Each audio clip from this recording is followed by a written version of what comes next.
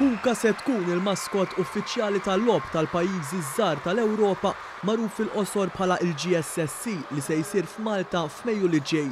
Puka li ġejja mill-isem tal-Lampuka hu tanfittxija ħafna u l-insibu fl-ibħra Maltin ġiet imnedija quddiem għexieren ta' tfal minn skejjer differenti u fil-preżenza tal-atleti Maltin fil-kumpless sportiv tal-Kottonera. Il-kap eżekuttiv ta' Sport Malta, Mark Kutajjar, spjega li dan il-logħob apparti l-isport se jiċċelebra l-kultura Maltija. Fadal inqas minn 180 ġurnata għal dan il-logħob li jibda fid-29 ta' Mejju u wara li fil-ġranet li għaddew fix-xhur li għaddew il-lonċerna l-logo tal-Games li kien iffukat fuq it-tradizzjoni Maltija, illum qed niċċelebraw il-maskot tal-Games. Il-maskot tal-Games, Puka.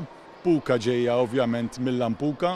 Il-Lampuka hija ħuta tradizzjonali tagħna l-Maltin u allura rridu nagħtu li dal-logħob tal-pajjiżi żgħar għalkemm huwa affukat fuq l-isport u affukat ukoll fuq il-kultura Maltija, l-istorja Maltija u l-kultura ta' pajjiżi barranin li tħaltu ma' Malta sabiex ikun Ewropa magħquda. Il-logo ta' dawn il-logħob ifakkar ukoll dak li għamilna Maltin u se jkun qed juri lajn li nsibu fuq il-Luzzu.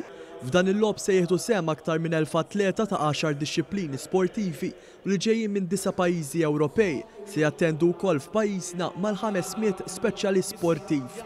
Il-Ministru responsabbli mill-qasam sportiv Clifton Grima innota kif dawn il-logħob se jaqduna bħala pajjiż wieħed u sellem lill-atleti Maltin u Għawċin li se jirrappreżentaw lil pajjiżna. Permezz ta' din l-edizzjoni Malta se tkun ospitat il-logħob magħruf tal-GSSC għat-tielet darba. Dan il-logħob diġà ġie organizzat f'pajjiżna fl-1993 u l-2003.